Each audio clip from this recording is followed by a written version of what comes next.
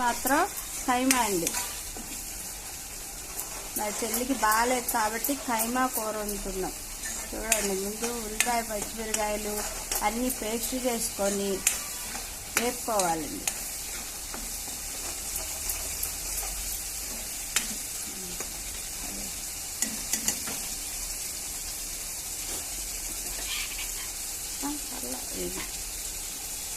ఇప్పుడు కైమా వేసేయాలండి.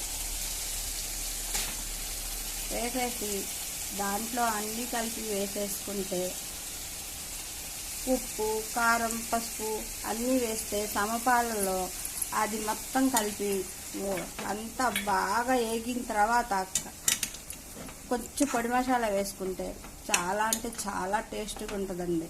విడివిడిగా వేసుకుంటే బాగోదండి. అన్నీ కలిపి దానికి పచ్చివాసన లేకోకుండా ఉంటుందండి. ఉప్పు, కారం, పసుపు కూడా ఇప్పుడు వేసేసేయాలండి. నేనైతే ఇలానే వండుతానండి. చేపలండి. ఇంకో రెసిపీ చేపల కూర. ఇవాళ మా ఇంట్లో మా చెల్లికి బాగాలేదండి, అందుకని ఇవన్నీ చేసుకుంటున్నాను.